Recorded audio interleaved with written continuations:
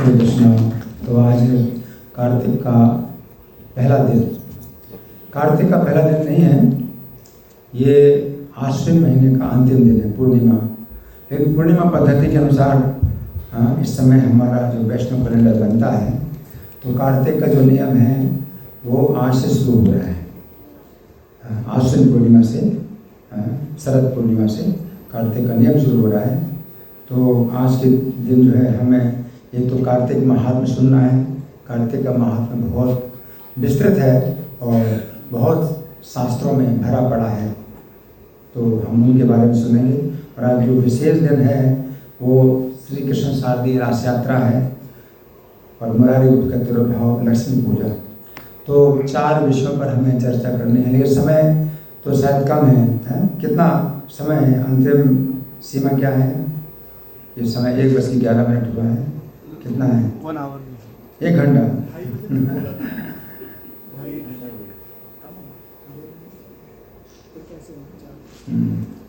ठीक है, 1 घंटा तो 1:11, 2:11 पर समाप्त करना। 10-15 मिनट क्वेश्चन आंसर करेंगे। अच्छा, क्वेश्चन आंसर, ठीक है। तो जितना हो पाएगा उतना करेंगे, ठीक है। तो कार्तिक महात्मा का जो है सबसे पहले हम सुनेंगे। इसकी बड़ी सुंदर कथा है पद्म पुराण में, तो मैं पढ़ के सुना रहा हूँ। सूत जी सुना रहे हैं, सभी पुराण जितने पुराण हैं सब सुना रहे हैं। कौन सुना रहे हैं? सूत जी सुना रहे हैं। और कहाँ पर सुना रहे हैं? कौन बताएगा?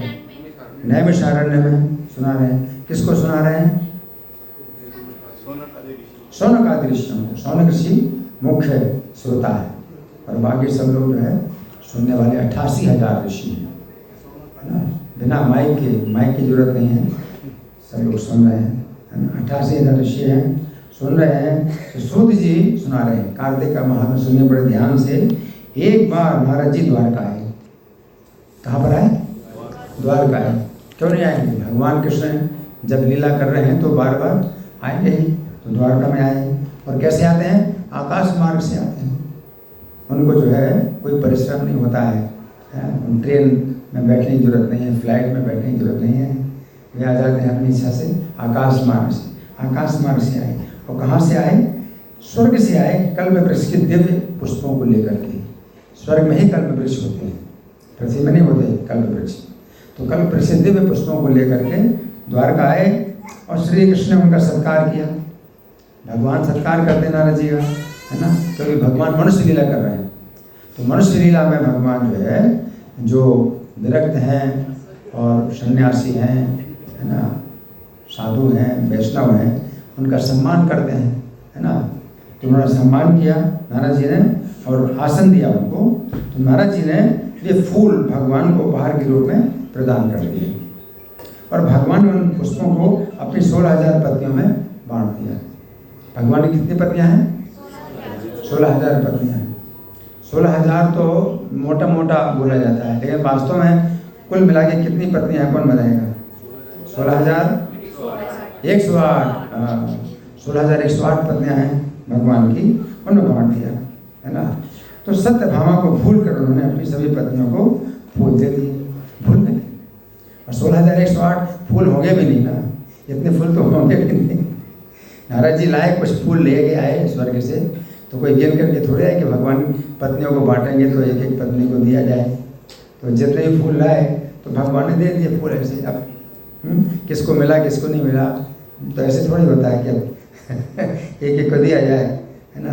तो सत्यभामा को नहीं मिला फूल, तो सत्यभामा क्रोध होकर के कोप भवन में चले गए। भगवान की पत्नी को इतना अधिकार है, कोप करने का अधिकार है अपने पति के ऊपर।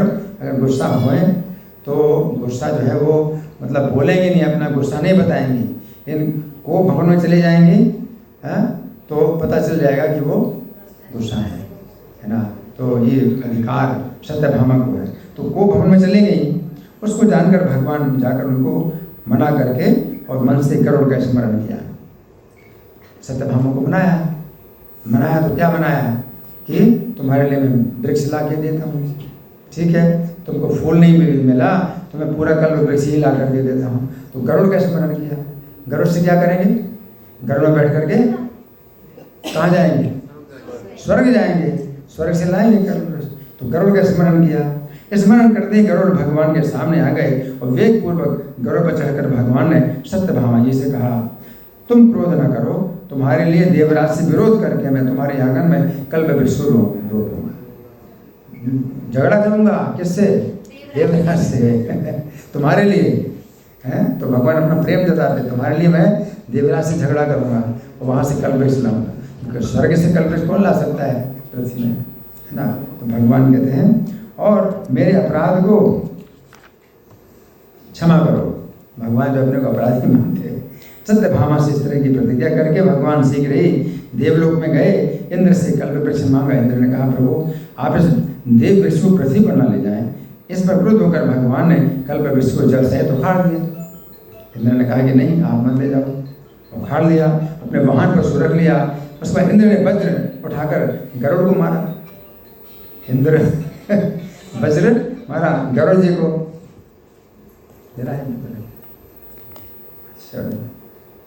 चलो मैं बंद कर रहा हूँ, आप लोग भी बंद कर दिए अपने मोबाइल। जिनके पास मोबाइल है अपना मोबाइल बंद कर दीजिए।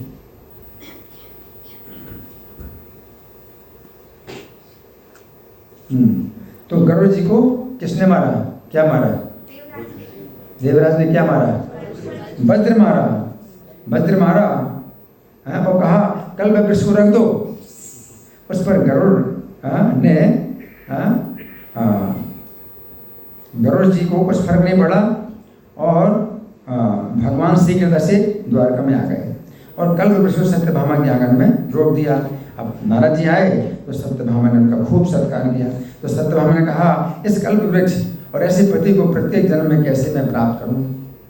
अब नारद जी से सत्यभामा पूछती हैं कि कुछ ऐसा व्रत बताइए, कुछ ऐसा अनुष्ठान बताइए कि ऐसा पति मिले, हम हमेशा मिले और एक कल्पवृक्ष भी हमेशा मिले, है ना। तो इस तरह पूछने पर नारद जी ने कहा, तुला पुरुष के दान से प्राप्त होता है। ये तुला पुरुष के दान से प्राप्त होता है, यानी पति दान, अपने पति का दान करो। सत्यभामा ने कल्पवृक्ष के साथ भगवान को भी तौल करके दान किया। किसको? किसको दान किया? नारद जी को दान किया, तुला दान है। तो नारद जी भी संपूर्ण सामग्री को लेकर स्वर्गलोक चले गए। तो सूत जी ने कहा कि भगवान से विदा लेकर जब देवर्षि स्वर्ग चले गए तो प्रसन्न होकर सत्यभामा ने भगवान से कहा, मैं धन्य और कृतज्ञ हो गई, मुझे जन्म देने वाले मेरे माता पिता भी धन्य हो गए, क्योंकि उन दोनों ने त्रैलोक्य सुंदरी मुझको जन्म दिया। इसीलिए मैं 16,000 स्त्रियों में आपको सर्वाधिक प्रिय हूँ। मेरा कितना बड़ा सौभाग्य है कि मुझे इतना जो है आपने सम्मान दिया कि सब दूसरी पत्नियों को आपने फूल दिए और मुझे नहीं मिला, तो आपने मेरे लिए जो है कल्पवृक्ष ला करके मेरे आंगन में लगा दिया। तो मैं जो है बहुत सौभाग्यशालिनी हूँ। धन्यास्मि कृतकृत्यास्मि सफलम जीवितम च मे मज्जन्मनि निदाने च धन्योतो पितरो मम यो मां त्रैलोक्य सुभगां जनयामास तुर्ध्रुवं 16 स्त्री सहस्राणां वल्लभाहं यतस्तव। इसी कारण कल्पवृक्ष के साथ आदि पुरुष आपको विधि पूर्वक मैं नारद जी को दान दे सकी। इस बात को पृथ्वी पर रहने वाले जीव भी जानते हैं कि वो कल्पवृक्ष मेरे घर में विद्यमान है। चूंकि मैं तीनों लोगों के स्वामी लक्ष्मीपति को प्रिय हूँ, अतः हे मधुसूदन, मैं आपसे कुछ पूछना चाहती हूँ। कौन बोली? सत्यभामा। किससे बोली? हाँ, क्या बोली? मैं आपसे कुछ पूछना चाहती हूँ। यदि आप मेरे प्रेमी हैं तो आप विस्तार पूर्वक बताइए, जिसे जानकर मैं अपना कल्याण कर सकूं। हे देव, जिसको करके मैं आपसे कभी वियोग न हो। ऐसा कुछ बताओ अनुष्ठान की जन्म जन्म में आपके साथ रहूं। तो ये जो है यही हमारी जो है होनी चाहिए कामना, यही प्रार्थना होनी चाहिए। जन्म जन्म हम जो है भगवान की भक्ति में लगे रहें, भगवान के भक्तों के साथ रहें। तो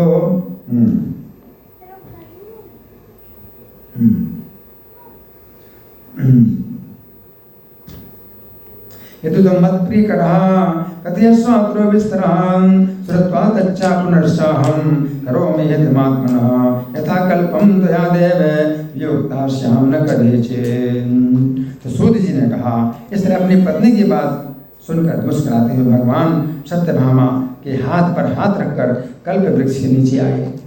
अब एकांत में बात करना है तो कहाँ पर बात करेंगे? उसी वृक्ष के नीचे जो सत्यभामा के आंगन में भगवान ने लगाया है, एकांत में बात कर रहे हैं। तो अपने अनुचरों को कह दिया तुम लोग उस तरफ जाओ, मतलब हम एकांत में बात करेंगे तो इशारा कर दिया अनुचरों को कि उस तरह चले जाओ हैं। और प्रीतमा के साथ जोर से हंसकर सत्यभामा से कहा, हाँ, तो उस समय सत्यभामा के प्रेम और संतोष के लिए रोमांच हो रहा था। निश्चित्यानुचरं लोकं सविलासं प्रियान्वितः प्रहर्ष सत्यभामा प्रोवाच जगतां पतिः तत्प्रीति प्रति परितोषार्थं असन्पुलकितांगजः। तो श्री कृष्ण बोले, तुमसे अधिक कोई पत्नी मुझको प्रिया नहीं है। हे प्रिय, 16,000 पत्नियों में तुम मुझे प्राण के समान प्रिया हो। तुम्हारे लिए मैंने देवताओं से विरोध किया।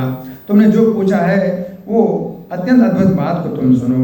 तुम्हारे लिए अधे है कुछ भी नहीं है, ऐसी कोई चीज़ जो मैं तुम्हें दूँ नहीं, और ऐसा कोई कार्य नहीं है जो मैं तुम्हारे लिए ना करूं, और ऐसी कोई बात नहीं है जो मैं तुम्हें ना बताऊं। तो भगवान कहते हैं तुम्हारे लिए अधेय कुछ नहीं है, अकार्य कुछ नहीं है, अकथ्य कुछ नहीं है। अधेयम अथवा कार्यम कथ्यम अपि यत् पुनः तत्कृतं तो कथम प्रश्नं कथयामि न तो प्रिय।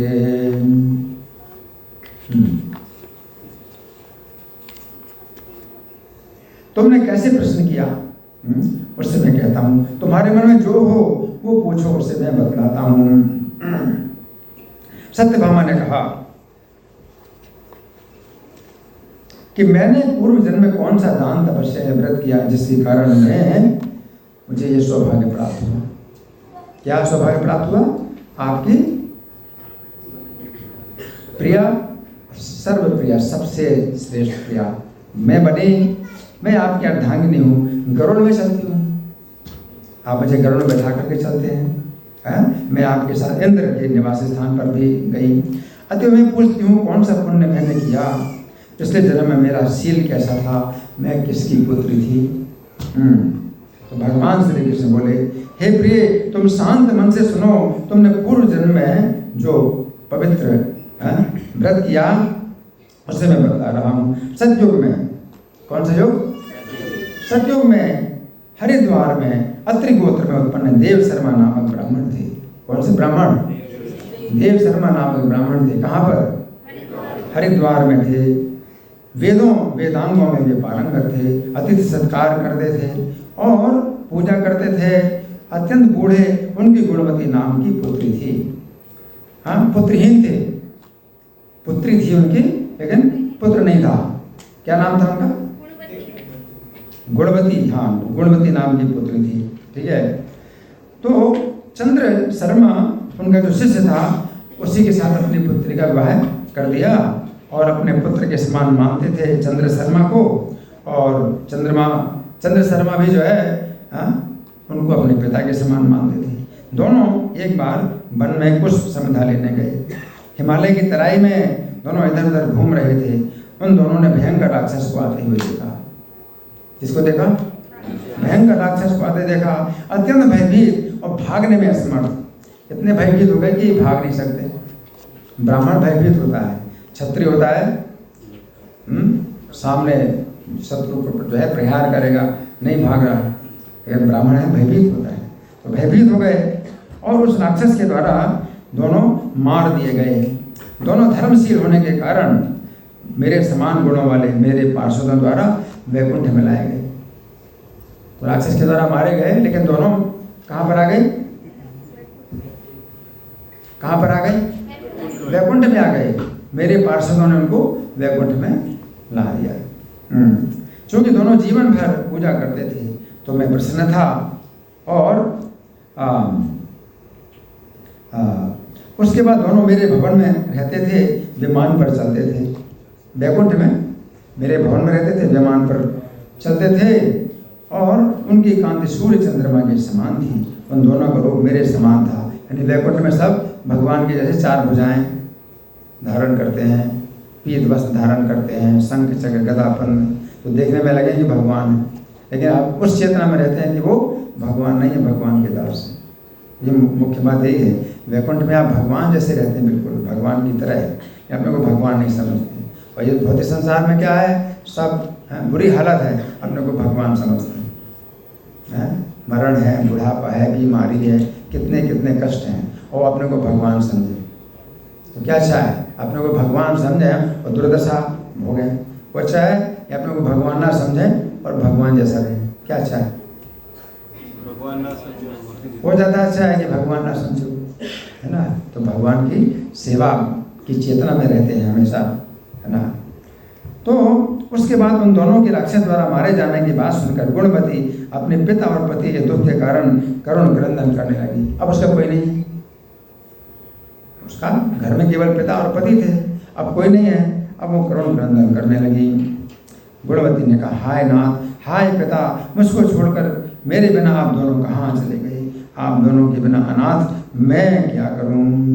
हा नाथ हा पितस्त्यक्त्वा गच्छतुं क्व मया विना बालाहं किं करोमि यद्य नाथा भवता विना। आपके बिना घर में रहने वाली मुझको भोजन वस्त्र से मेरा पालन कौन करेगा। मैं किसी कार्य को करने में निपुण भी नहीं हूँ। मैं दुर्भगा दुखनी स्वामी रहित और जीव का रहित मैं किसके शरण में जाऊँ। मैं तो मूर्ख हूँ, आप ही मेरे स्वामी हैं। तो श्री कृष्ण कहते इस तरह बहुत दुखी वो विलाप करके विकल होकर पृथ्वी पर गिर गए। बहुत देर से होश में आकर पृथ्वी पर करुण विलाप करके दुख सागर में डूबी हुई वो शोकार्त हो गई। शुभ कर्म करने के लिए आग्रह पूर्वक अपने सभी सामानों को बेचकर अपनी शक्ति के अनुसार उन दोनों की पारलौकिक क्रियाएं करी। तो घर का सामान बेचा और फिर अपने पिता और पति का जो है अपना पारलौकिक कर्म किया। उसी समय से वो उसी नगर में रहने लगी, सत्य और शौच का पालन करती हुई, इंद्रियों को जीत करके शांत मन से भगवान विष्णु की भक्ति में लग गई। तस्मिन्नेव पुरे वासं चक्रे प्रभृति जीवने विष्णु भक्ति परा शांता सत्य शौचा जितेन्द्रिया। उसने जीवन पर्यंत 2 व्रत किए। जीवन पर्यंत कितने व्रत किए? 2 व्रत किए। जीवन पर्यंत 2 व्रत। कौन से? पहला एकादशी का व्रत और दूसरा कार्तिक मास का व्रत। कौन से? एकादशी और कार्तिक मास। और सब नहीं है कि रविवार का व्रत, सोमवार का व्रत, मंगलवार का व्रत। लोग कहते हैं हम तो ये मंगल का व्रत करते हैं, हम बुधवार का व्रत करते हैं, ये व्रत वो व्रत कुछ नहीं। वैष्णव के जो व्रत हैं एकादशी और क्या? कार्तिक। व्रतद्वयं तया सम्यक् आजन्मे वर्णात् कृतं एकादशी व्रतं सम्यक् सेवनं कार्तिकस्य च। हे प्रिय, ये दोनों व्रत मुझको अत्यंत प्रिय हैं। ये दोनों भोग और मोक्ष देने वाले और पुत्र और संपत्ति देने वाले हैं।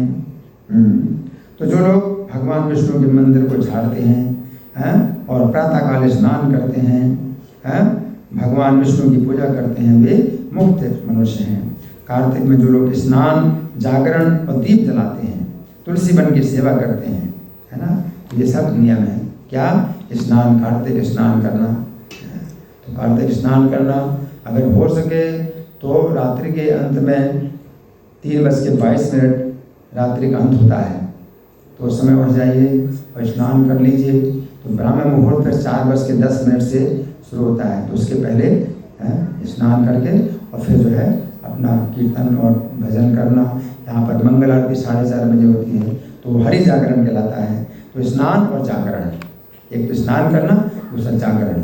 अगर मंगल आरती का कार्यक्रम में आप आए तो स्नान हो गया, जागरण हो गया है, और फिर दीप जलाना। तो दीपदान भी आज से शुरू हो जाएगा, दीपदान करना और तुलसी की सेवा। तो ये 3 कार्य तो सवेरे हो जाते हैं। क्या? स्नान और जागरण और तुलसी सेवा।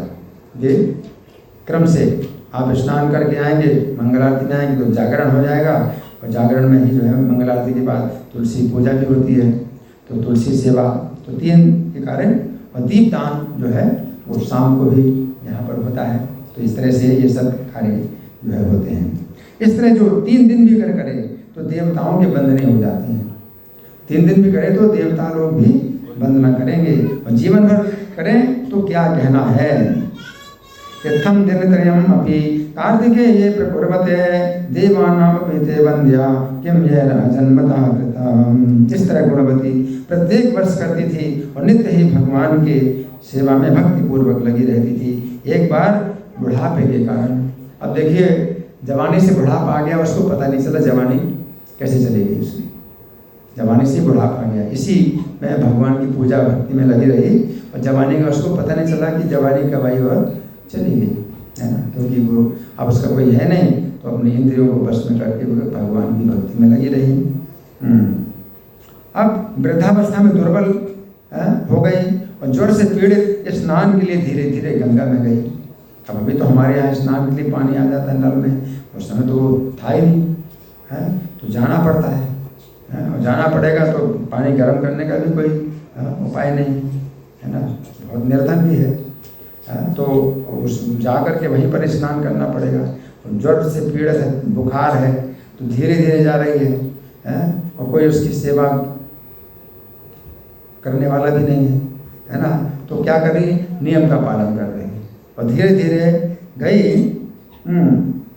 गंगा में गई। कदाचिन जरसासाथ कृशांगी ज्वर पीड़िता स्नातुम गंगा गता कांते कथंचन खेस्तथा। जब जल में डुबकी लगाई तो ठंड के कारण कांपने लगी और उसने देखा आकाश से विमान आ रहा है। आकाश से विमान, शरीर छोड़ने वाली है और देखा आकाश से विमान आ रहा है। शंख चक्र गदा पद्म धारण किए हुए उनके भगवान के पार्षद आए, विमान में पार्षद आए, शंख चक्र गदा धारण किए हुए आकाश से आए, विष्णु रूपधारी, जिनके ध्वजा पर गरुड़ का चिन्ह था, वो विमान पर उसको चढ़ा लिया, गुणवती को विमान पर चढ़ा लिया और अप्सराओं से सेवित वो था, चमन से हवा करते हुए उसको वैकुंठ में ले आए, गुणवती को वैकुंठ में लाए। और वो मतलब अग्नि के समान जैसे चमक रही है, उसको रूप मिल गया, भगवान की वह पत्नी जैसा रूप मिल गया, अग्नि के समान जो है वो चमक रही है, इतना सौंदर्य।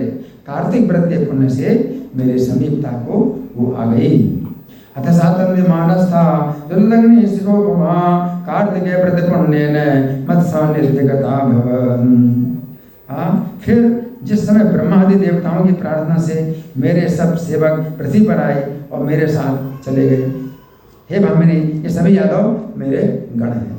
भगवान कहते हैं मैं आया ब्रह्मा जी की प्रार्थना से, तो मैं अपने सब गणों के साथ आया, तो सब जितने यदुवंशी हैं सब मेरे गुण से आए मेरे साथ, मेरे गण हैं। और तुम्हारे पिता जो क्या नाम था उनका, देव शर्मा, है ना, तो देव शर्मा जो तुम्हारे पिता हैं, तो वे जो है इस समय सत्राजित हुए, तुम्हारे पिता भी, पिछले जन्म में जो पिता थे, हाँ, वो अब सत्राजित तुम्हारे पिता अभी भी हैं। और चंद्र शर्मा अक्रूर है, अक्रूर जो है चंद्र शर्मा तुम्हारा पति था पिछले जन्म का, वो अक्रूर है। और तुम गुणवती हो, कार्तिक व्रत के पुण्य से तुम मेरी प्रियतमा हुई हो। यस चंद्र शर्मा सोक्रूरस तुम सा गुणवती शुभे कार्तिक व्रत पुण्य ने बहुमत प्रीति वर्धिनी। तुमने मेरे द्वारा पहले तुलसी की वाटिका लगाई, मेरे द्वार पर तुमने मेरे मंदिर के सामने तुलसी की वाटिका लगाई थी, कार्तिक में तुमने सेवा की मेरे लिए, मेरे द्वार पर तुलसी की वाटिका लगाई, तो उसी कारण से मैंने तुम्हारे आंगन में कल्प वृक्ष लगाया है। हरि बोल। भगवान जो है सब इसी प्रकार से प्रतिदान करते हैं। पूर्व जन्म में तुमने दीपदान किया था, कार्तिक में दीपदान किया, तो उससे क्या हुआ, तुम्हारे शरीर की शोभा और घर में संपत्ति। दीपदान से क्या हुआ, शरीर की शोभा और घर में संपत्ति आई, क्योंकि तुमने पति स्वरूप भगवान विष्णु को समर्पित किया, इसलिए तुम मेरी पत्नी बनी। तुम मुझे पति की भावना से जो है सेवा करती रही। और मृत्यु से पहले जीवन भर तुमने कार्तिक व्रत किया, इसलिए जीवन भर तुम्हें मेरा अब योग नहीं होगा, जन्म जन्म योग नहीं होगा। तो ये सब जो है फल है। इस तरह कार्तिक महीने में जो लोग व्रत करते हैं तो मेरे निकटता को प्राप्त करते हैं, जैसे तुम मेरे निकट में आई हो।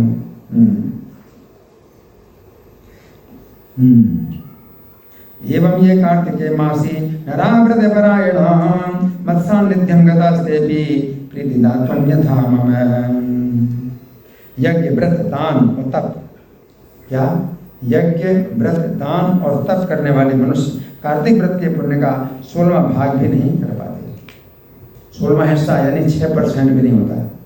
जितने यज्ञ हैं, व्रत है, दान है, कार्तिक का जो नियम है उसका 6% भी नहीं, यानी नहीं, छठा अंश नहीं है, यानी 16% भी नहीं है। इस तरह संसार के स्वामी की बातों को सुनकर पूर्व जन्म के पुण्य से ऐश्वर्य प्राप्त करके सत्यभामा जी ने भगवान को प्रणाम किया। यथम्य सम्य भवनाधिपते तदानीं प्राक् पुण्य जन्म भव भय भव जाते हर्षं विश्वेश्वरं त्रिभुवने किनिदान भूतं कृष्णं प्रणम्य वचनं निजगाद सत्यम्। तो हमने कुछ कार्तिक के महिमा सुनी और अब हम सुनेंगे श्री कृष्ण शारदीय रास यात्रा। भगवान की रासलीला जो है पूर्णिमा में, मतलब हमेशा होती है, अक्सर पूर्णिमा में होती है। क्यों? पूर्णिमा में क्या होता है? चंद्रमा का पूरा प्रकाश होता है, रात्रि का अंधकार दूर होता है, तो उसमें भगवान को सुविधा होती है रास करने की। तो ये जो रास लीला है जो आज के दिन हुई भगवान की, ये शारदीय रास यात्रा कहलाती है। शरद पूर्णिमा ये विशेष है, शरद पूर्णिमा। तो श्रीमद् भागवत के 10वें स्कंद के 5 अध्याय में रासलीला का विस्तार से वर्णन है, 29वें अध्याय से लेकर 33वें अध्याय तक। तो मैं उसमें से कुछ हिस्सा पढ़ के सुनाऊंगा कि भगवान जब बंसी बजाते हैं रात्रि में और सब गोपियाँ जो है अपने अपने घरों से निकल करके भगवान के पास आ जाती हैं। कहाँ? वन में, एकांत वन में आ जाती हैं। जब एकांत वन में आ जाती हैं तो भगवान क्या बोलते हैं? भगवान कहते हैं कि हे अति भाग्यवंती नारियों, तुम्हारा स्वागत है। मैं तुम लोगों की प्रसन्नता के लिए क्या करूं? मैं तुम्हारी प्रसन्नता के लिए क्या करूं? ब्रज में सब कुशल मंगल तो है, तुम लोग यहाँ अपने आने का कारण तो बताओ। अब कारण तो भगवान ही है, बंसी बजाई उस कारण से आए। तो वे भगवान से पूछना चाहते हैं कि तुम कारण तो बताओ, सब ठीक ठाक है। भगवान ऐसे बोल रहे हैं जैसे किस लिए आई, तुम लोग किस लिए आई? स्वागतम वो महाभागा प्रियम किम कर्माणि वहां ब्रजस्या नामयम गच्छन् भूतागमन कारणम। तात्पर्य में लिखा है भगवान कृष्ण भली भांति जानते थे कि गोपियां क्यों आई हैं, बल्कि उन्होंने अपनी बंसी की रोमांचक ध्वनि से बुलाया। अतः श्री कृष्ण गोपियों से ये पूछकर उन्हें छेड़ रहे हैं, तुम लोग इतनी तेजी से यहाँ क्यों आई हो? कुछ गड़बड़ तो नहीं है? ऐसे पूछ रहे हैं कि आपके घर में है ना, और गांव में परिवार में कुछ मतलब कुछ ऐसी दुर्घटना तो नहीं हुई है ना? आखिर क्यों आई हो? तुम क्या चाहती हो? तो गोपियाँ कृष्ण की युवती प्रेम गायें थी। अतः ये प्रश्न उन्हें निश्चित रूप से भ्रमित करने वाले थे, क्योंकि कृष्ण के साथ माधुर्य प्रेम का आनंद लूटने के सरल उद्देश्य से उन्होंने ऐसा किया था। अब भगवान कहते हैं ये रात तो बड़ी भयानक है और भयावनी प्राणी इधर उधर घूम रहे हैं, तो हे स्त्रियों ब्रज लौट जाओ, स्त्रियों के लिए उचित स्थान नहीं है, भगवान कह रहे हैं। तो विश्वनाथ चक्रवर्ती जो है अब टीका जो लिखते हैं वो बड़ी मनोहारी टीका है। अब गोपियाँ अपने मन में जो है अब बड़ी चिंतित हो गई, अपने मन में बहुत चिंतित हो गई। एसी बंद कर दो।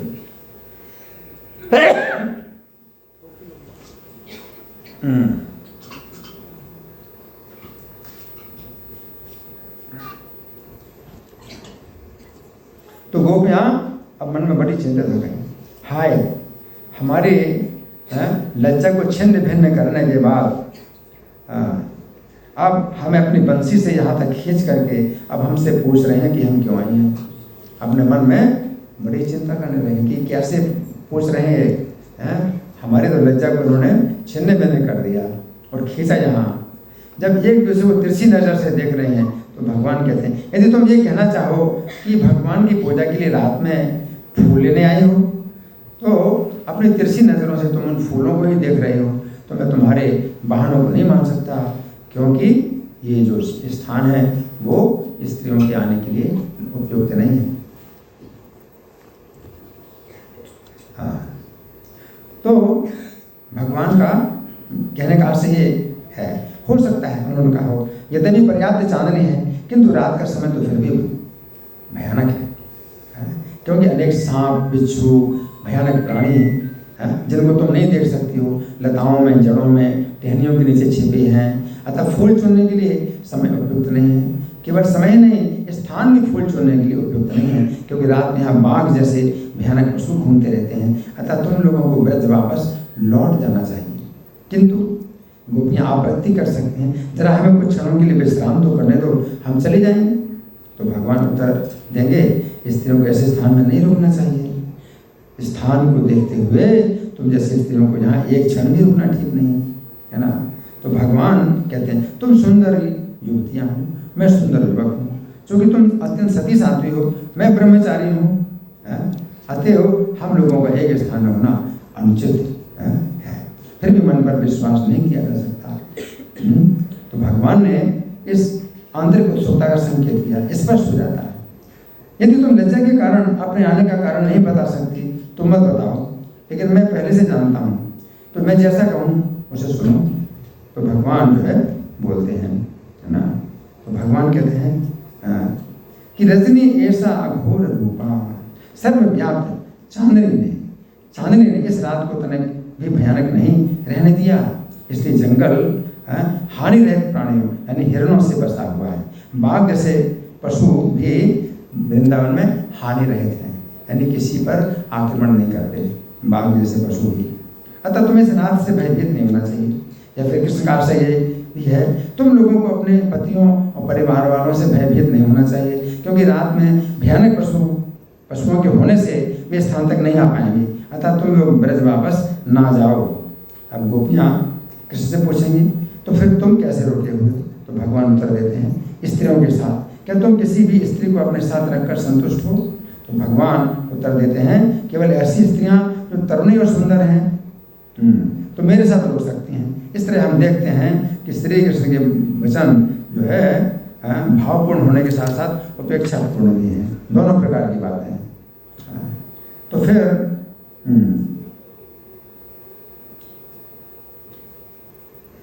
भगवान जो है कहते हैं कि उनके पास गोपियों को आने से तनिक भी डरना नहीं चाहिए। रात बड़ी शुभ है, तरुणियों को किसी दशा में लौटना नहीं चाहिए। इस तरह भगवान अपने वचनों से गोपियों को तंग करने के साथ साथ मोहित भी हैं। तो दोनों तरह के जो है अर्थ निकलते हैं भगवान की बात में। तो भगवान कहते हैं तुम्हारी माताएं, तुम्हारे पिता, पुत्र, भाई, पति तुम्हें घर पर ना पाकर तुम्हें ढूंढ रहे होंगे। अपने परिवार वालों के लिए चिंता उत्पन्न ना करो। अब तुम लोगों ने फूलों से भरे पूर्ण चंद्रमा की चांदनी से शोभित इस वृंदावन वन को देख लिया। तुम लोगों ने यमुना से आने वाली मंद मंद वायु से हिलते पत्तों वाले वृक्षों का सौंदर्य देख लिया।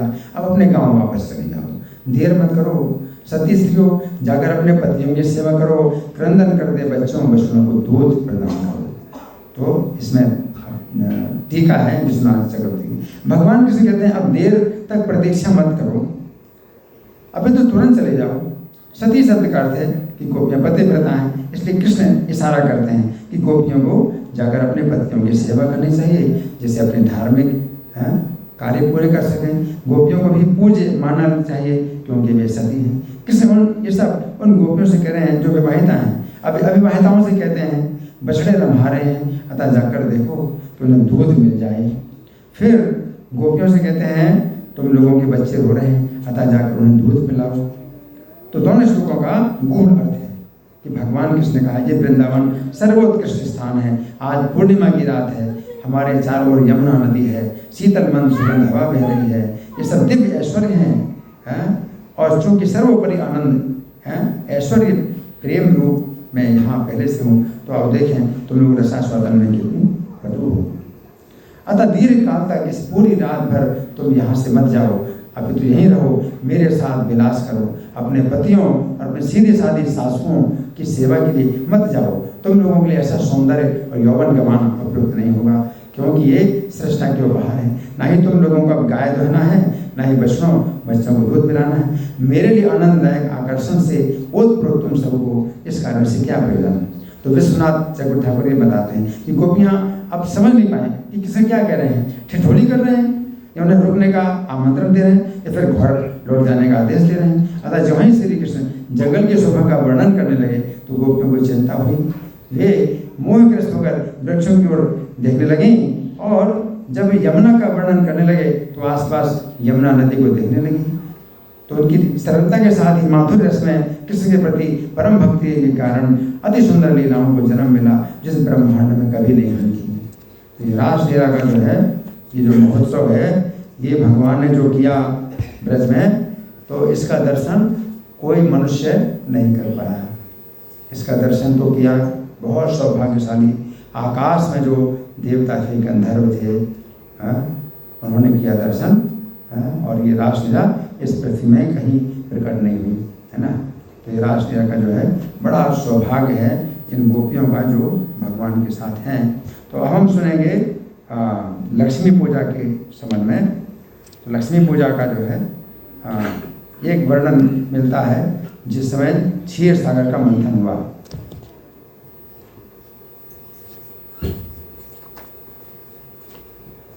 जब क्षीर सागर का मंथन हुआ तो मंथन का उद्देश्य था अमृत प्राप्त करना।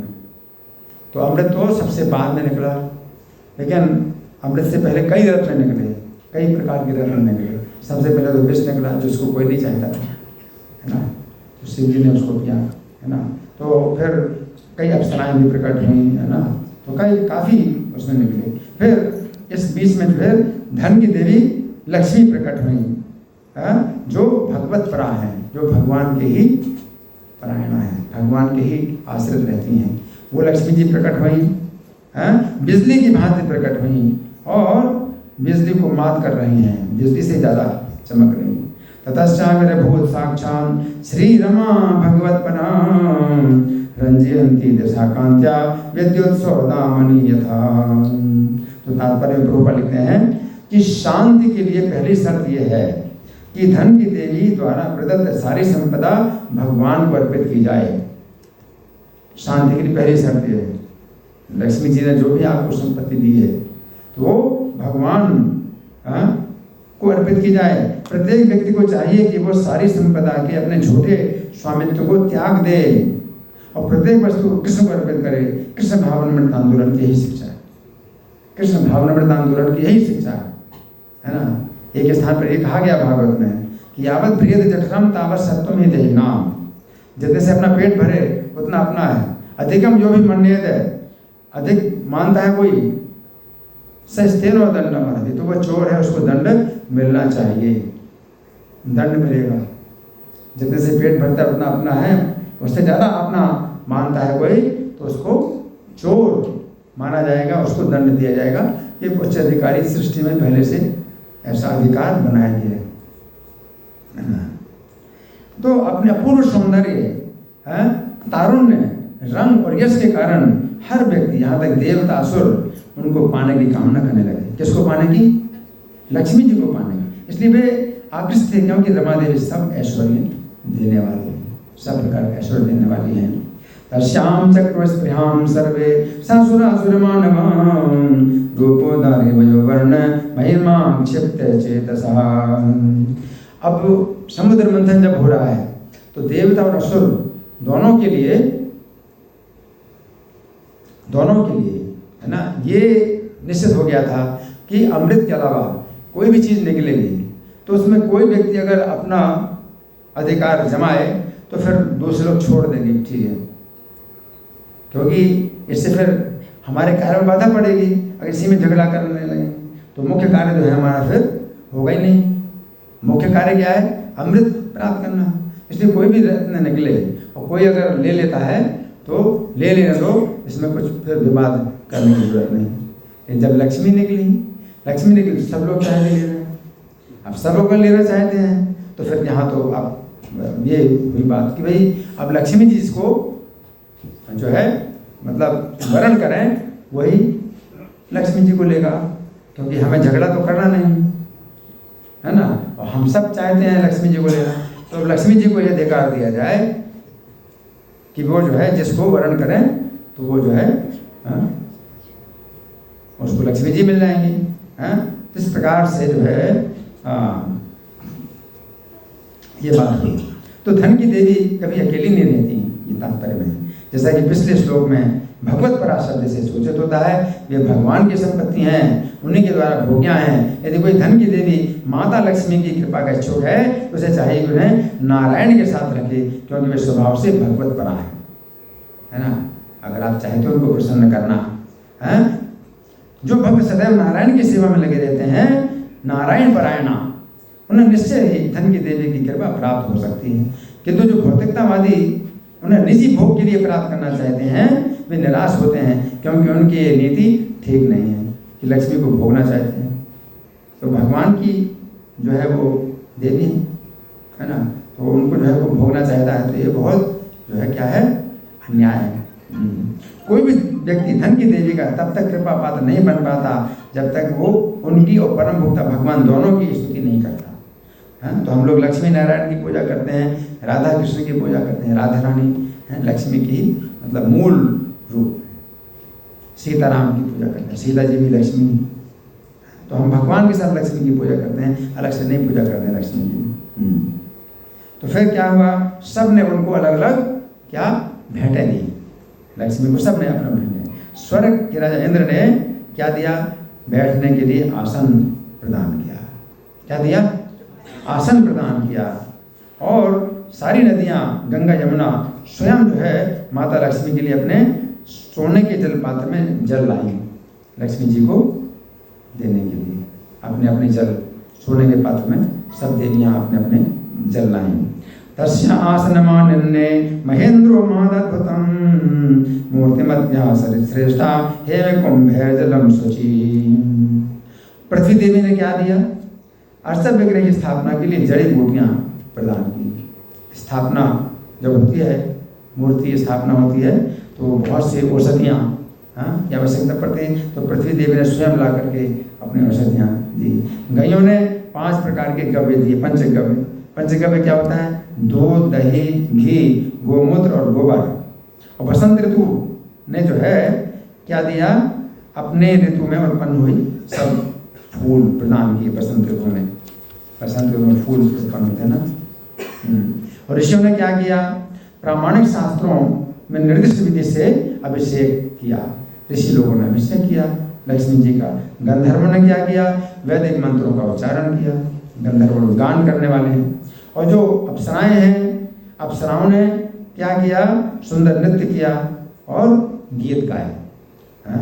फिर मेघों ने क्या किया, मेघों ने क्या किया, मृदंग और प्रणव बजाए। मेघों से गर्जना जो होती है ना, तो उन्होंने मृदंग की आवाज़ पैदा की मेघों ने, है ना। गीत हो रहा है, नृत्य हो रहा है, सब कुछ हो रहा है, तो कुछ कमी तो है ना, तो मेघों ने वो कमी पूरी की। मृदंग और प्रणव ये सब जो मेघों ने बजाए हैं। और शंख, गोमुख, तुरहियाँ भी बजाई, बांसुरी का वादन किया। तो सब जो है प्रकार की ध्वनि मेघों ने उत्पन्न की। और इस प्रकार सभी देवताओं के जो दिग्गज हैं गंगा जल से भरे कलश लाए, और विद्वान ब्राह्मणों ने जो है लक्ष्मी जी को स्नान कराया। लक्ष्मी जी जो है अपने हाथ में कमल धारण किए थी, बहुत सुंदर लग रही हैं, क्योंकि भगवान के अलावा और किसी को नहीं जानती हैं। तात्पर्य में लिखा, इस श्लोक में लक्ष्मी जी को श्रियम कहा गया है, जिसका अर्थ है 6 ऐश्वर्य, धन, बल, प्रभाव, सुंदर, ज्ञान, त्याग से युक्त हैं। ये सारे ऐश्वर्य लक्ष्मी जी से प्राप्त किए जाते हैं। लक्ष्मी को यहाँ पर देवी कहा गया है, क्योंकि वे वैकुंठ लोक में भगवान और उनके भक्तों को सारे ऐश्वर्य प्रदान करती हैं, जिससे वे लोग वहाँ का जीवन, प्राकृतिक जीवन बिताते हैं। भगवान अपनी प्रिय लक्ष्मी जी से प्रसन्न रहते हैं, जो हाथ में कमल धारण किए रहती हैं। तो माता लक्ष्मी को परम साध्वी सती कहा गया है, क्योंकि वे भगवान के अतिरिक्त अन्य किसी की ओर ध्यान नहीं देती हैं।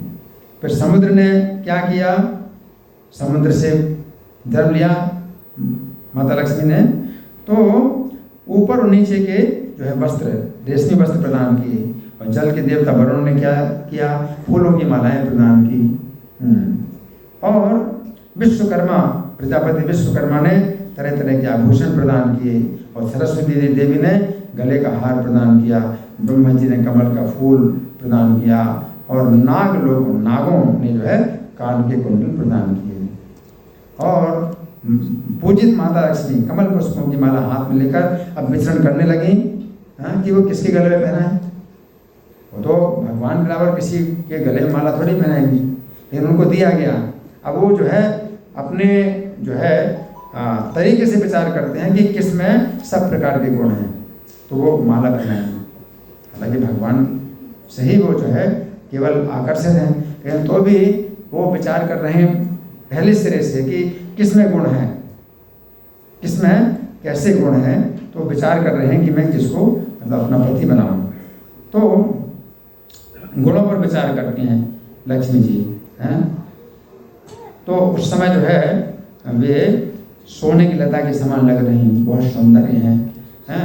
तो गंधर्वों के बीच में जाती हैं, यक्षों, असुरों, सिद्धों, चारणों, भाग्य की देवी, सबका निरीक्षण कर रहे हैं, सबके गुणों पर विचार कर रहे हैं। लेकिन कोई भी जो है उत्तम गुण नहीं उनको दिखाई दे कि कोई दोष ना हो। गुण है सब में, लेकिन कुछ दोष भी हैं, तो वो तो चाहते हैं सब गुण हो और कोई दोष ना हो। तो इस तरह से विचार कर रहे हैं कि भाई उनका पति कौन हो सकता है जिसमें कोई दोष ना हो और सब गुण हो। तो किसी का भी उन्होंने जो है शरण नहीं, किसी की शरण नहीं ली उन्होंने। स्वयंवर था, स्वयंवर में क्या था कि कन्या को छूट होती है कि इतने लोगों के बीच में अपना कोई भी वर चुन लो। तो सब लोग जो है वर के रूप में बैठे हुए हैं और जो है लक्ष्मी जी सबके गुणों पर विचार करती हैं, है ना।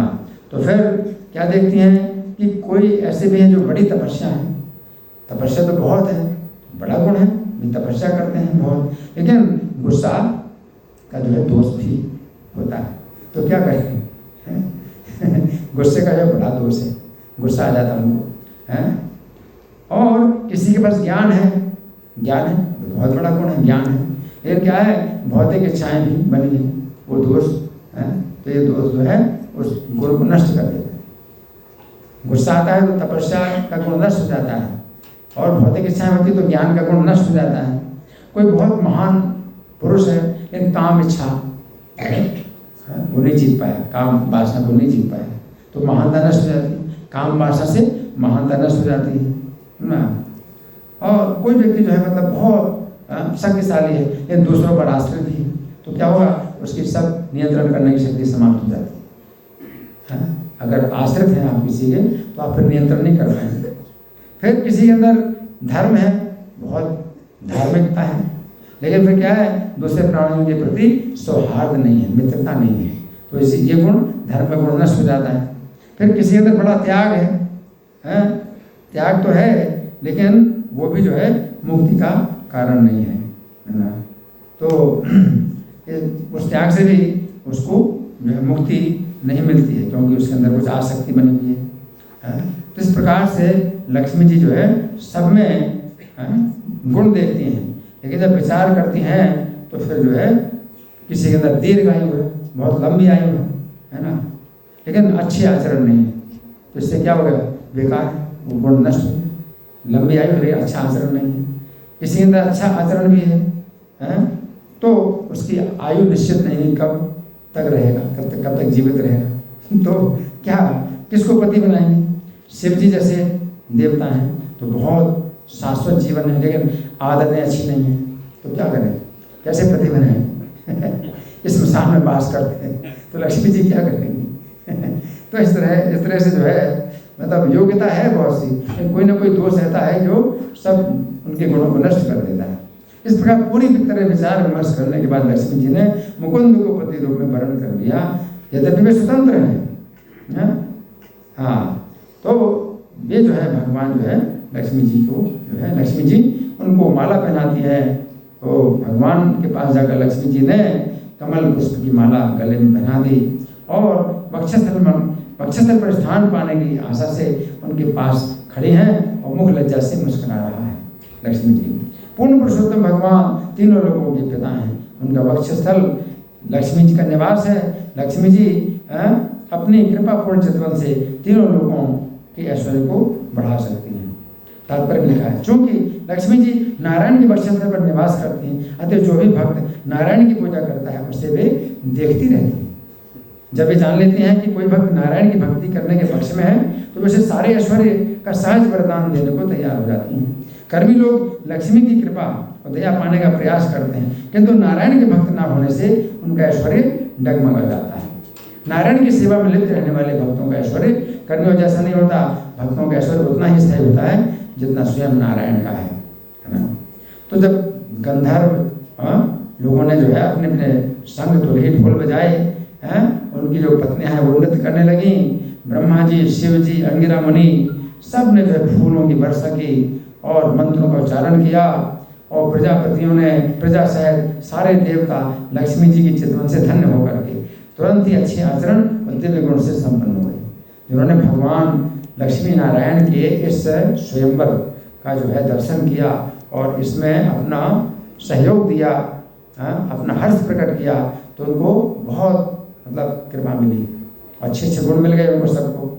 लेकिन जो असुर लोग थे उनको अच्छा नहीं लगा कि लक्ष्मी जी नारायण के पास चली गई, उनको अच्छा नहीं लगा है।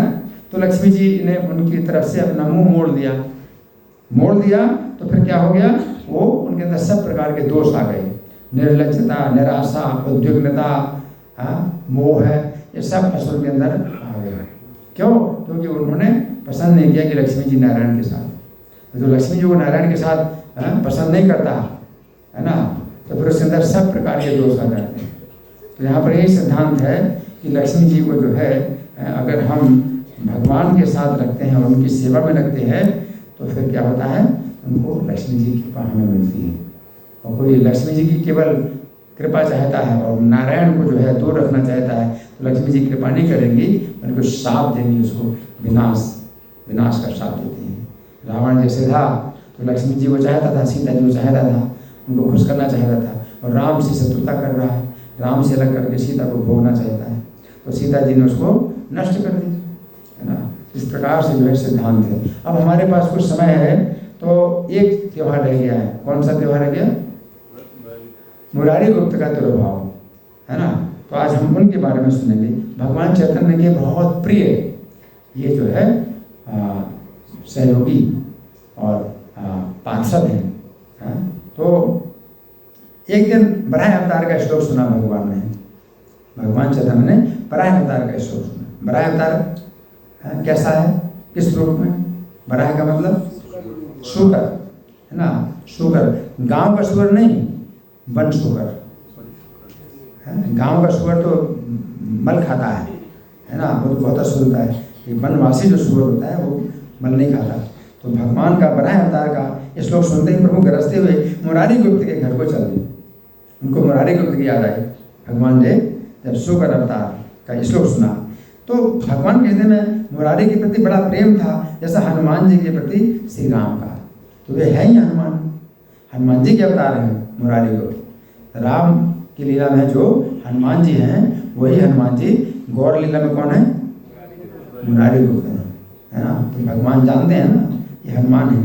जब श्री चैतन्य मुरारी गुप्त के घर पहुंचे तो उन्होंने सम्मान पूर्वक भगवान के चरणों की वंदना की, और भगवान जो है शुकर शुकर कहते हुए चले जा रहे हैं, जिसे सुनकर मुरारी चकित होकर चारों ओर देखने लगे कि शुकर कहाँ है। भगवान के शुकर अंदर चले जा रहे हैं, घर के अंदर चले जा रहे हैं। मुरारी सोचते शुकर कहाँ है। इतने में भगवान विश्वम्भर देव विष्णु मंदिर में प्रवेश कर गए और सामने उन्होंने जल से भरा एक सुंदर बर्तन देखा, पानी से भरा एक बर्तन देखा। तो देखते ही तत्क्षण प्रभु का बराह आकार हो गया, और बराह भगवान के आवेश में प्रभु ने उस जल के पात्र को अपने दांतों पर उठा लिया। बराह सुअर, तो सुअर के दांत ऐसे दो दांत निकले होते हैं बाहर, ऐसे मतलब जो मतलब गोलाकार, हाँ अर्धचंद्राकार दो दांत निकले हैं।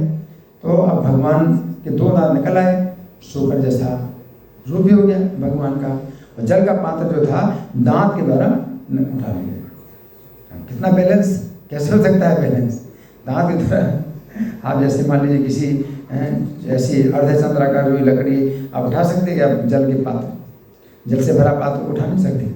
भगवान है तो अपने दांत के द्वारा उन्होंने जल के पात्र को उठाया। अपना हाथ का प्रयोग नहीं कर रहे हैं, दांत के द्वारा ही जल के पात्र को उठा लिया, है ना। तो क्या दिखा रहे हैं, ये पृथ्वी को उठाई थी भगवान ने, शुगर अवतार में पृथ्वी को उठाया था ना, है ना।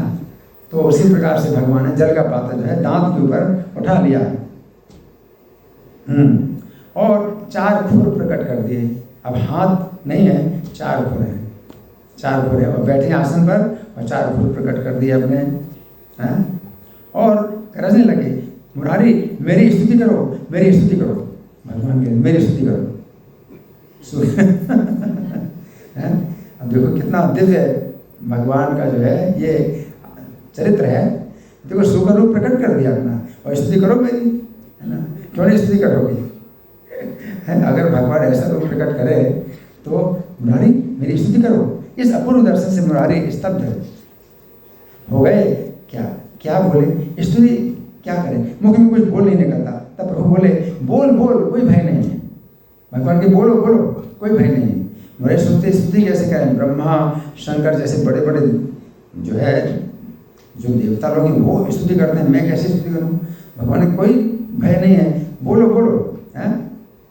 तुम्हें इतने दिन तक मालूम नहीं हुआ कि मैं यहाँ पर हूँ। तब कांपते हुए मुरारी ने विनय पूर्वक कहा, हे प्रभु आपकी स्तुति तो आप ही जानते हैं।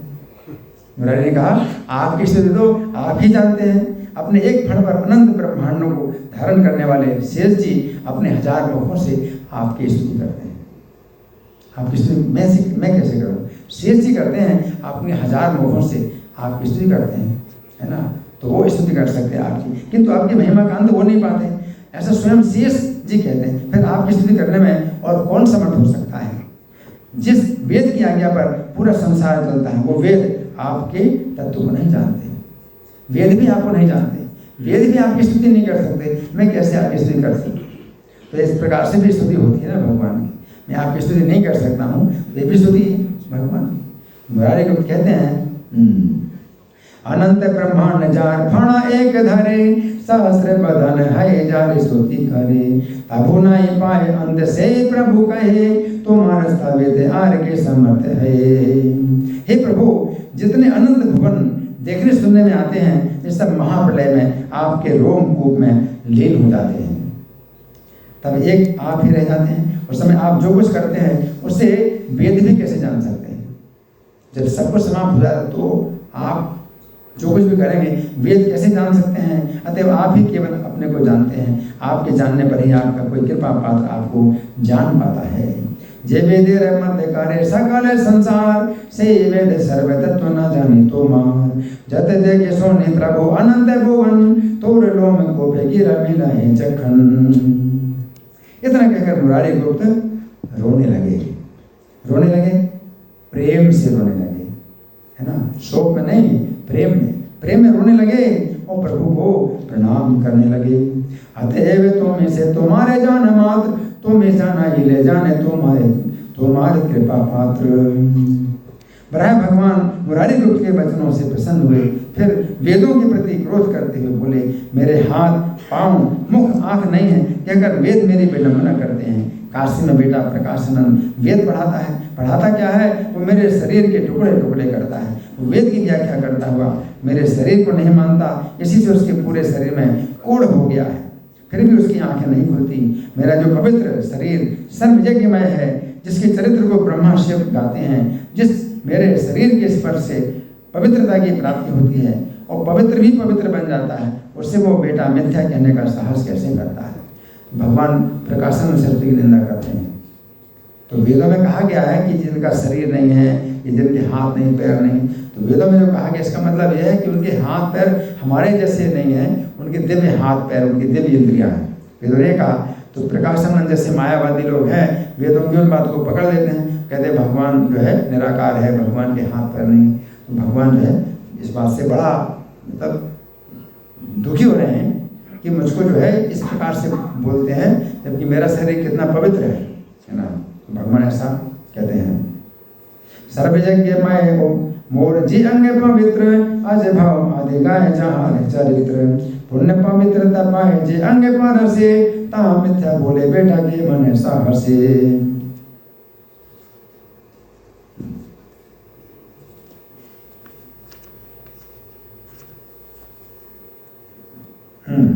फिर वराह भगवान बोले, अरे मुरारी सुनो, वेद में भी जो गुप्त है उसे मैं तुमसे प्रत्यक्ष कहता हूँ।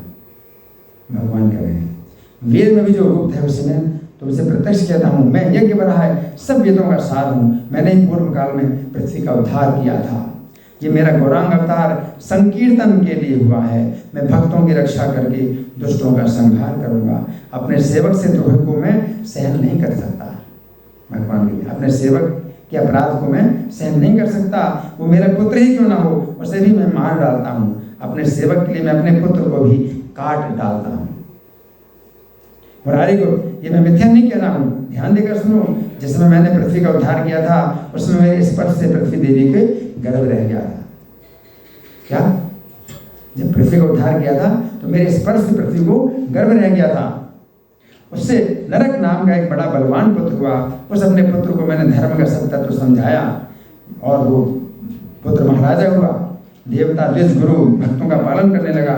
दुर्भाग्यवश दुष्ट संग में बढ़ गया बाणासुर की संगति में। नरक जो है बाणासुर की संगति से भक्त द्रोह का रंग चढ़ गया। परंतु मैं तो अपने सेवकों के प्रति हिंसा नहीं सह सकता, इसलिए अपने सेवकों की रक्षा के लिए मैंने अपने पुत्र नरकासुर को मार डाला। तो भगवान कहते अपने पुत्र को भी मैं मार डालता हूँ। तुमने जन्म जन्म में मेरी सेवा की, इसी कारण मैंने ये सब तत्व तुमसे कहा है। इस प्रकार प्रभु के वचनों को सुनकर मुरारी गुप्त आनंद में विह्वल होकर रोने लगे। भगवान जो है स्वयं उनके घर में आए, अपना रूप दिखला रहे हैं और वेदों में भी जो गुप्त है उस बात को बता रहे हैं। तो कितना जो है कृपा है। तो मुरारी गुप्त आनंद में रोने लगे। तो मुरारी गुप्त के साथ गौरचंद्र की जय हो। सेवकों की रक्षा करना ही जिनका धर्म है, उन यज्ञ वराह भगवान की जय हो। जन्मे जन्मे तुम इसे सेवी आशा आमारे, एते के सकाल तत्व का हेले तो मारे। सुनिया मुरारे गुप्त प्रभु रे वचन, बेवले हैया गुप्त काली रे क्रंदन। तो मुरारी गुप्त के विषय में हमने कुछ चर्चा की और उस तरह से समय पूरा हो गया। जितने समय तक तो मुरारी गुप्त के संबंध में कुछ और हम सुन सकते हैं। 5 मिनट ठीक है।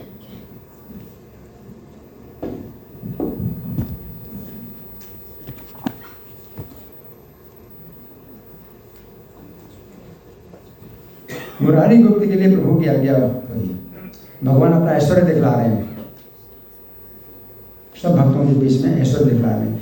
बाहर की पब्लिक को कुछ पता नहीं कि भगवान क्या लीला कर रहे हैं। श्रीवास आंगन में भगवान जो है अपना ऐश्वर्य भाव में है, सब भक्तों को बुला रहे हैं। मुरारी को आज्ञा दी, देख मेरा रूप। भगवान ने मुरारी को कहा देख मेरा रूप। तो मुरारी ने साक्षात श्री राम के दर्शन किए और दूरबदल श्याम वर्ण वीरासन पर विराजमान महान धनुष धारण किए।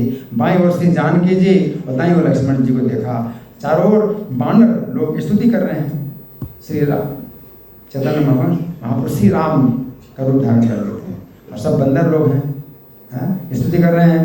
तो फिर देखा मुरारी अपने को भी बानर समझने लगे और अपने प्रभु रामचंद्र के एक बार दर्शन करके मूर्छित हो गए। क्या हुआ? मूर्छित हो गए। इस प्रकार मुरारी गुप्त मूर्छित होकर गिर पड़े। श्री राम के प्रेम में आविष्ट होकर पड़ गए। प्रभु विश्वभर पुकार कर बोले, अरे ओ बानर, भूल गया क्या तुम? सीता चोर रावण ने तुझे जलाना चाहा था। भगवान कह रहे हैं, क्या कह रहे हैं? बानर तुम भूल गया, सीता चोर रावण ने तुझे जलाना चाहा था, पर तूने उसकी पुरी को जलाकर उसके वंश का विध्वंस कर दिया था। वही प्रभु मैं हूँ, ये मैं तुझे अपना परिचय दे रहा हूँ। उठो उठो मुरारी, तुम तो मेरे प्राण हो, मैं वही श्री राम हूँ, तुम वही हनुमान हो। अपने जीवन स्वरूप लक्ष्मण को देखो, जिनके प्राणों की रक्षा तुमने गंधमादन पर्वत को ला करके की थी। भगवान कहते हैं लक्ष्मण को देखो, तुम्हें प्राणों की रक्षा की थी उनकी, है ना। और जिनके दुख को देखकर तुम बहुत रोए थे, उन जानकी जी के चरणों में नमस्कार करो। भगवान कहते हैं मुरारी गुप्त से, जानकी रे चरणे का रहा नमस्कार, जा रे दुख देखी तो मैं कांदिला अब। भगवान चैतन्य के वचनों से मुरारी गुप्त सचेत हुए। इन सब के दर्शन करके प्रेम में भरकर रोने लगे। गुप्त के रोने को सुनकर उस समय काष्ठ भी पिघल गए और सब भक्तों के चित्त द्रवित हो गए। प्रभु विश्वम्भर मुरारी से पुनः बोले, जो तुम्हारी इच्छा हो सो वर मांगो। भगवान क्या कहते हैं मुरारी से? जो तुम्हारी इच्छा हो सो वर मांग लो। मुरारी बोले प्रभु मैं और कुछ नहीं चाहता हूँ, बस इतना कर दो कि मैं आपका गुण गाया करूँ। क्या? मैं आपका गुण गाया करूँ, और हे प्रभु जहाँ कहीं भी मेरा जन्म क्यों ना हो, वहाँ वहाँ आपकी स्मृति बनी रहे। क्या? जहाँ जहाँ भी जन्म हो प्रभु, जो सब आपके दास हैं, मेरा उन सब के साथ जन्म जन्म में वास हो। क्या मांगना चाहिए? हमें सीखना है, आज के दिन हमको सीखना चाहिए क्या मांगना है। क्या मांगा? जहाँ जो सब आपके दास हैं, मेरा उन सब के साथ जन्म जन्म में वास हो। आप प्रभु और मैं दास, जहाँ ये भावना हो वहाँ मुझको नहीं पटक देना, वहाँ नहीं पटकना जहाँ पर ये भावना हो। क्या भाव? कि आप मेरे प्रभु हैं और मैं आपका दास हूँ। यही सत्य करना, जहाँ जहाँ आप अपने पार्षदों से अवतार लें, वहाँ मैं आपका दास बनूँ। तो प्रभु बोले सत्य सत्य, यही वर दिया तुम्हें। तब तो वहाँ महा जय जयकार की ध्वनि होने लगी। मुरारी के प्रति सब वैष्णवों की बड़ी प्रीति थी। उनका चरित्र भी सब जीवों पर कृपापूर्ण था। जिस स्थान पर मुरारी जाते थे वो स्थान वैकुंठ बन जाता था। हरि बोल। मुरारी गुप्त के प्रभाव का वर्णन करने की सामर्थ्य किसमें है? सब अवतारों में प्रभु मुरारी के स्वामी हैं। मुरारी उनके परम प्रिय नित्य पार्षद हैं। प्रभु चैतन्य देव से बोले, हे भक्तों सुनो, एक बार भी जो मुरारी की निंदा करता है, क्या? एक बार भी जो मुरारी की निंदा करता है, उसका निस्तार कोटि गंगा स्नान से भी नहीं हो सकता। एक बार निंदा की और करोड़ बार गंगा स्नान किया तो क्या हो गया? गंगा स्नान सब बेकार हो गया। 1 करोड़ गंगा स्नान बेकार हो गया। एक बार अगर निंदा कर दी, किसी भक्त की निंदा कर दी, तो करोड़ बार गंगा स्नान से भी क्या होगा? वो अपराध नहीं जाएगा। तो भगवान कहते हैं गंगा स्नान और हरिनाम भी उसका नाश कर देंगे। अब हरिनाम से तो छूट जाएगा अपराध? नहीं, हरिनाम भी नाश कर देगा, गंगा स्नान भी नाश कर देगा। इसलिए बचना है। किससे बचना है? वैष्णव निंदा से बचना है। इनके हृदय में गुप्त रूप से भगवान मुरारी निवास करते हैं, इसलिए इनका नाम मुरारी गुप्त है। क्या है? मुरारी गुप्त, मतलब मुरारी गुप्त रूप से हृदय में वास करते हैं। दिखाई नहीं पड़ते, लेकिन मुरारी गुप्त रूप से निवास करते हैं, इसलिए इनका नाम मुरारी गुप्त है। इस प्रकार मुरारी गुप्त के ऊपर प्रभु की कृपा देखकर सब भक्त प्रेम पूर्वक कृष्ण कृष्ण कहकर रोने लगे। हरि बोल। मुरारी के ऊपर चैतन्य ने जो कृपा करी, इसको जो कोई सुनेगा, सुन रहे सब लोग?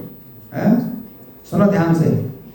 बड़ा खतरा है, जो सुनेगा उसके लिए बड़ा खतरा है। क्या? उसे जो भी सुनेगा उसे भी प्रेम भक्ति प्राप्त होगी।